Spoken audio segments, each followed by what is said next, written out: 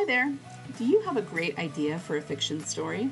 A story you're dying to bring to the world, but you don't know where you're going with it, don't know how to fill out a compelling plot, and have a hard time sitting down to even write words, much less finish your story? Even when you do write, do you worry that it's boring, that it drags, and that readers are going to hate it? So you stay stuck, write and rewrite the same scenes, and eventually give up, ending up with a file of half-written manuscripts and glorious story ideas on your computer. Hi, my name is Liesl, USA Today best-selling author and writer of 4 genres, and I've been writing fiction for more than 15 years. I teach fiction authors to write highly emotional stories based on elements of psychology and spirituality, with an emphasis on your unique subconscious creativity. Did you know that human beings cannot be emotionally healthy without stories? That we'd all literally go mad if we couldn't tell ourselves stories and derive meaning from them? It's true, and a scientifically proven fact. So, grab your chocolate of choice and your fuzzy slippers.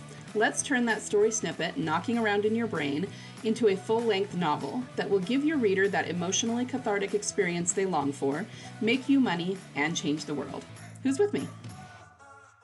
Hello there, everyone. Welcome back to the Fiction Blueprint podcast. Thanks for joining me today. Before I get started, just a quick note. I'm not going to have a visual element to the podcast today. Usually I do a video as well.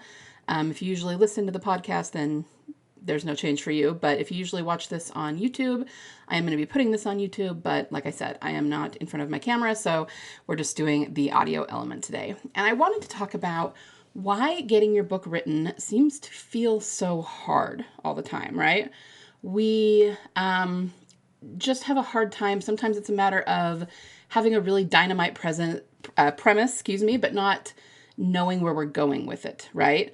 We get frustrated, sometimes embarrassed that we can't finish something, and we end up with either drawers or files, usually in the case of us, in the digital age, just files on our computer of half-written, abandoned projects, right? We over-research or go down craft rabbit holes. I talk about this a lot, right? The endless rabbit holes of free online writing advice, but we can also do this with craft books, binge watching craft videos on YouTube, and just in general, being stuck in perfection, feeling like you need to learn more before you can actually get started or before you can finish that scene. Sometimes we write and rewrite the same scenes, we re-outline the same story from scratch, hoping we'll get fresh inspiration, but at the end of the day, it still doesn't really do much to help us, right? And then there are the actual distractions. Sometimes there are things in our lives that really need doing, so it's very easy to clean the kitchen, organize a closet, before we get our writing done, and then it never gets done. And, let's not even get started on the whole, I'll just hop on social media for a minute. Yeah, right. Famous last words, right? Sometimes things like timers help. But what I find is that usually timers help with people who already have things pretty well dialed in. And if you don't, timers don't necessarily give you everything that you need, right? And then sometimes even if we get something written, when we reread it, it feels trite or amateurish, like maybe a junior high schooler wrote it or something like that. And, compared to your favorite books, you're just thinking, why does theirs sound so professional and mine doesn't? So you endlessly self-edit instead of actually finishing your book. And sometimes when you sit down to write, you don't even know what the problem is. Maybe you know what you're going to write. Maybe you're pretty confident and you still just feel this resistance to getting started. And that is probably an energetic block more than anything else. Okay. So no matter how much you pep talk yourself or how good your intentions to get those words written this week, sometimes it's just hard, right? So if any of these things feel like you, or if you've experienced any of them or anything close to any of them, a version of any of them, then just know that you are not alone and you are amongst friends, because this is the kind of thing that gets to all of us. Everybody goes through this a little bit. But the question I want to address today is why? Why does it have to be so hard? Why isn't it easier to just go through a step-by-step process and get our stories written? Well, in order to understand that, I want you to imagine something. Imagine you decide to go to school, like college, to become a physicist. Now, I just picked this profession out of the air. You can replace it with any profession you would prefer, okay? But something other than a writer, something that you would actually need to go to college for, take courses for, that sort of thing, okay? So we're going to go with physicist today. You really don't know a whole lot about being a physicist other than the basic science you learned in high school, but it's something that you have passion for and that you want to pursue as, a life's interest. So that's why you're going to college for it. Now, the curriculum to learn to be a physicist consists of classes and lectures, of course, pretty thick science books that you pretty much need to memorize all the information in. And then, of course, there's time spent in the lab doing hands-on experiments, scientific works, hypotheses, the scientific method, all of that. And if you don't attend all of that, if you don't have all of those experiences under your belt, you're not going to be able to graduate and get a job as a physicist. The tests the professors give you will show that you know the material, but they also need to see that you can explain things rather than just regurgitate them, that you can set them up in real world scenarios, that you've logged hours in the lab so that you know your way around a lab bench, right? And all of the things that go along with that. And all of that is really important to becoming a successful physicist. So now I want you to imagine trying to become a physicist without any of that. Like, imagine just sitting down with a physics test, or maybe going into the lab and having them give you a problem and telling you to set it up and show it to them. And you just have to figure out answers based on what you already know. You probably wouldn't get many of the answers correct, would you? You probably wouldn't set up the experiment or the lab thing, whatever they're having you do, correctly, would you? No, because you need that information. You need everything they teach you in the classroom and in the lab to learn the material. Otherwise, you're not going to know what you're doing. But that is basically what we do when it comes to writing. We assume that because we read a lot, it means that we're going to be an awesome writer. Just going to sit down, write a story beginning to end, and become famous, right? And don't get me wrong, reading a lot definitely is a great prerequisite to becoming an exceptional writer, for sure. But it does not mean that automatically we are going to be amazing writers, flawless writers that just know how to do it. That's not the way it works. So I want you to think of all of your reading as a prerequisite. Think of it as your high school level education. But the reason you go to higher education, the reason you have to learn more beyond that, and in any setting, sometimes people don't go to college, sometimes they do online learning, sometimes they do hands-on learning, but whatever it is, you can't expect to know how to do everything if you've never been taught everything before in whatever setting you choose to learn that in, right? But that's basically what we're doing with writing. So Albert Einstein, or at least this has been famously attributed to him, said that you can't solve a problem from the same mindset that the problem came from. And the way that I apply that to writing is that you can't write a book, create a really cohesive, well-told story from the mindset of a reader. That reading is fantastic, and it is the foundation, the prerequisite for becoming a great author. But it is not the work of becoming a great author. You have to rise above the level of the reader and learn to tell a story from the author perspective, not from the reader perspective. And when we all get started, we are trying to tell a story from the reader perspective. That is to say, we're trying to tell it from the plot, rather from the true backbone and foundation and nature of the story. And most of us don't even realize that. We don't even realize what we don't realize, right? We don't know what we don't know. And that's why it's so difficult to write a story. Now, if we go back to this physics example, think about everything that goes into a physics education. Of course, there is the book learning, there is the test taking and the lectures and the classroom stuff, but there's also the hands-on stuff, right? Not only what they learn in the lab, how they learn to put things together, experientially in the 3D physical, but also just showing up, right? Just logging the hours in the lab is really important for accountability so that people can see that they have experience doing this. And then, we could also talk about people who drop out of college. They drop out of physicist school, right?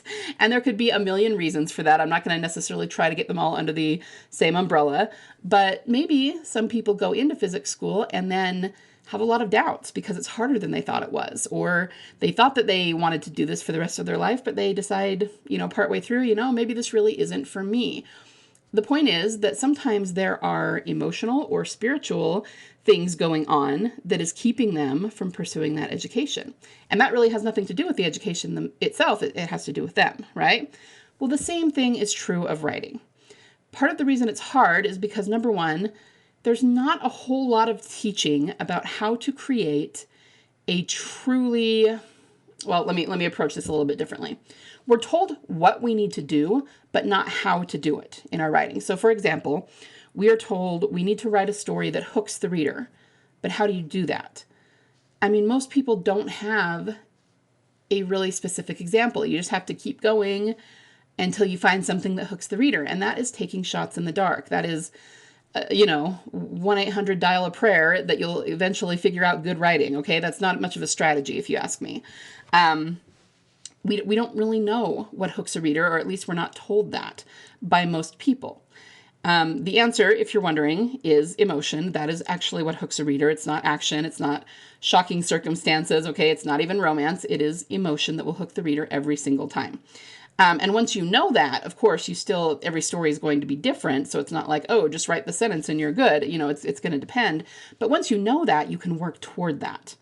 After that, you need to have some kind of plan for writing a highly emotional story. And no, once again, it's not, oh, I'm just going to go sit down and write my story and I'll just make sure to make it emotional. Because when we do that without any kind of concrete plan and are just kind of flying by the seat of our pants with the emotion, we tend to not do it very well. Okay. That would be the same as the physicist going in for a test in the lab who has never stepped foot in a lab before and gone, oh, I'll just figure it out. I mean, that's not a strategy. And chances are, even if you do figure it out, it's not going to be particularly good, particularly skillful, right? So you need like a step-by-step plan for how to get emotion into every part of your story. And as I harp on all the time, you need emotion in every part of your story. You need it not just in the characters, not just within a particular scene, although those are both important. You need it in the world building. You need it in the transformation. You need it in the internal arc. You need it in the theme. You need it in every single area of your story. And once again, that's a lot of areas, right? That's a lot of things to keep track of if you don't have some sort of plan, okay? But we're not taught that. We're taught, oh, just sit down and get your first draft written. And while that's not bad advice, for a lot of people, they do just need to push through and get it written, like 100%, I understand. Usually that first draft is going to be pretty hairy, right? It's not going to be the best, and that's okay. You can write your first draft that way and then go back and edit, but that's what I'm talking about. When we go back to edit, we need to have this plan for how to get things into our stories, for like a checklist that we can make sure that we're doing everything so that we're not just hoping we remember everything off the top of our head, right? Most people sit down to edit and they just read through their story. And while we can definitely do a lot of editing that way, catch a lot of things, we're still missing a lot of things doing that because we're not being intentional enough, okay? So that makes it hard to write our stories. Then there's the accountability. Remember when I talked about them logging hours at the lab? So many of us, and I am 100% guilty of this, say, oh yeah, I'm good. I'll get my story written. I'll just make sure that I do it. But it's not really that simple for most of us, right? I famously took more than one semester off college back when I was in college to, quote, get my book written, unquote. And most of the time at the end of the semester, I had like 2 pages, right? I had not hardly done anything. And it's not even a matter of being lazy. I mean, it could be that, but it's more a matter of habits. And, when you sit down and try to force yourself to write and you haven't created those really good writing habits yet, I don't want to say it's not your fault, but in a lot of ways, it's almost not your fault. You know what I mean? Again, it's not a willpower thing. It's not a you're so lazy or you're so stupid or you're not creative enough thing. That's not what's going on. It's that, like anything, like exercise or eating habits or study habits or any money habits, anything like that, we have to create habits. And if we haven't done that, it's going to be almost impossible for us to show up and log the hours, right? So that's why accountability is such a good thing. Have a writing partner, have a writing group, have something that you need to send pages to every week. It makes a huge difference in how much writing you get done.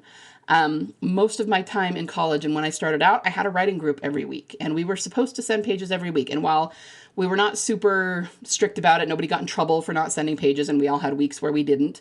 Just knowing that I had a group that was going to read it for me and that I needed to send pages by this day, that kept me writing and that kept me accountable. And that single-handedly made sure I finally finished the books that I was working on. Okay, so accountability is huge. Please don't make the mistake of saying, I'm one of those people who'll just get it done. I mean, maybe you are, but 99% of new writers who say that are convinced that they are, and really they're not. Okay, chances are you're the exception, not the rule.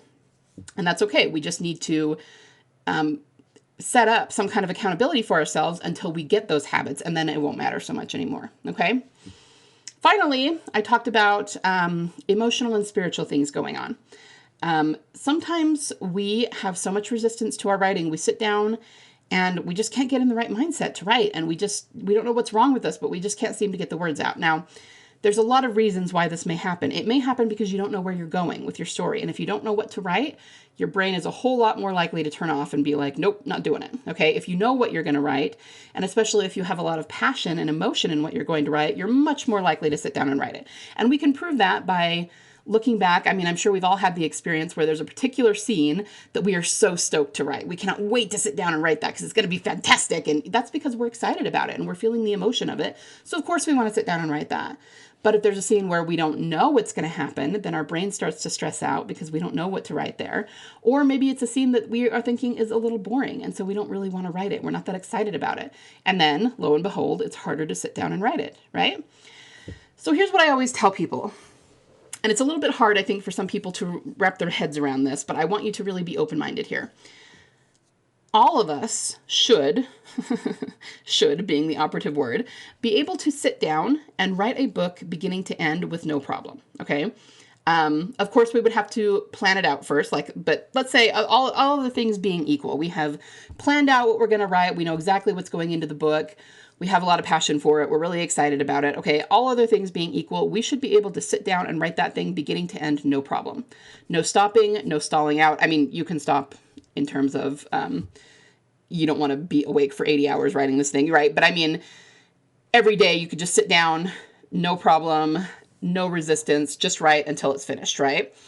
But we all know, I'm sure you all know, that is not the way it happens for most of us. We all have resistance, and sometimes we just don't know what it is. But what you probably don't realize is that that is emotional or spiritual resistance that is based in personal trauma, and it probably has nothing to do with writing.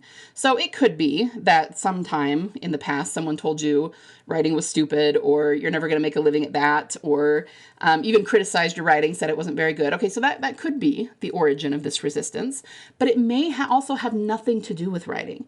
It may have to do with someone making fun of you when you were 10 years old and telling you you were an idiot. And now in general, you have imposter syndrome and you think you're an idiot and you think that your writing isn't good enough. And that is a trauma that needs to be healed. And once you heal that, then the resistance to your writing will go away. If you're wondering at all, usually when we have resistance like that to something, it doesn't show up in the same area of life that birthed it. So what I mean is, that's why a lot of times having doubts over your own writing isn't because somebody once was overly harsh or critical about your writing. It's usually coming from some other area of life, but it permeates all areas of your life. So it's going to show up in certain places. I'm not good enough. This is stupid. What if they're bored? All of that is coming from a resistance from some other trauma or limiting belief that happened in your life. And we are now in the mainstream getting to know these things and getting to understand them more. But in the past, we really haven't. So in the past, we would say things like, the muse is very capricious and only comes to a lucky few, and everyone else basically has writer's block. And nobody really ever knew why. Scientifically, it wasn't anything that anybody could really understand, but we do understand it now. And writer's block really isn't a thing. I've talked about this a lot on the podcast, right? If you tap into your unique subconscious creativity, that is an endless supply and you will never get writer's block. But if you're feeling resistance, not so much block as in, I don't know what to write about, but block as in, I'm having such a hard time sitting down at my computer and pounding out the words, that's coming from some other part of your life in which you have an unhealed trauma. And once you can get that trauma healed, the resistance to your writing will melt away. Now, you also have to do all the work. I would, like I said, recommend planning, knowing how you're going to get that emotion in there, because not knowing how to do something is another reason that our brain freezes up. But this is what I mean when I say it's hard to write a novel. It's not just hard because, oh, I don't know how my story is going to end. Like, that can be hard. That can be one of the reasons, right? Or, some variation of that. I'm stuck in the saggy middle, or I don't know where I'm going with this character. I have a premise, but I don't know where it's going to end up. But even once you figure those things out, there's so much more to it, right? There is accountability. There is energetic blocks because of trauma. There is all this different stuff. I mean, no wonder everyone has a hard time writing books. And anyone who has sat down and successfully written one, you need to pat yourself on the back. You are a freaking rock star to have figured this out. But it's a lot, and it can be very difficult. So just understand, number one, that you're a rock star for even trying. And I know that you feel called to do this because there is so much difficulty here that if you were just like, so, maybe, I don't know, you would have given up a long time ago. You would have sat down to write a paragraph and then been like, you know what, this is hard, I'm done. And most people in the world, like 75%, have write a book as part of their bucket list for life, and only like less than 1% of the population will ever actually do it, right? So that makes you special, and it means that you are on a road that is difficult, but also very doable. You're here for a reason. You're listening to this podcast for a reason, all right?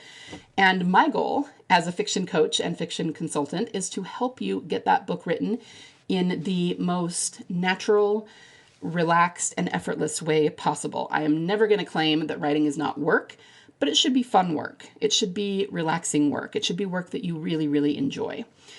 So to that end, I am doing a free workshop next week. It is called 4 Secret Keys to Finishing an Intensely Emotional Novel that will rock your reader's world, in 6 months or less.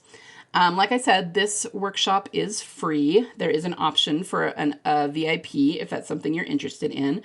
But it's a 3-day event, and the 3 days will all be included as part of the free workshop. On day 1, we're going to talk about the real thing that hooks readers and keeps them turning pages all night. Hint, it's not action or sex. Day 2, the hidden reasons you keep stalling out on your draft and how to fix them. And then day 3 is also named for the name of the workshop, 4 Secret Keys to Finishing an Intensely Emotional Novel that will rock your reader's world in 6 months or less. Okay? So if any of what I've said today has resonated with you, if you have found yourself in any of these situations or anything that's even a little bit like them, then I encourage you to sign up for this workshop and meet me there. And I'm going to do everything I can to educate you about why it is so difficult to get your book written and how to fix those things so that you can finally make the headway that you are longing to make. I do not have the registration page URL in front of me, so I will put it in the show notes. You will be able to find it there. And like I say, 3-day workshop next week. There will be replays available, but only for 72 hours. And yeah, I just hope to see you all there because my goal is to help as many writers as possible to get their books written. I really do believe that writing transformational fiction is so helpful to our readers. It changes people. It helps them to feel their emotions. It helps to up-level them in ways that you probably don't realize. So I really want to help as many writers as possible get their books out into the world, to get them finished, and more than that, to write a book that is highly emotional, very hooky, as we say to readers, and one that the writer can be proud of. Okay, I don't want you putting something out into the world that you're worried is subpar. That's not any fun. So I hope you will join me for this workshop. And thank you so much for joining me today on the podcast. Make sure that you are following the show if you don't want to miss an episode. But I'm going to be doing this workshop next week, and I hope to see you there. Okay. Beyond that, have a wonderful week of writing. And remember that you have a story inside you that only you can tell. And your readers, even now, are scrolling Amazon looking for it. So let's get to writing those novels, shall we? All right, talk to you guys next week. Bye. Thanks for listening today. If this episode helped or inspired you in any way, would you do me a solid and leave me a review? Reviews help other fiction authors find the podcast. You could also recommend it to a writer friend of yours so they can get the same inspiration you got.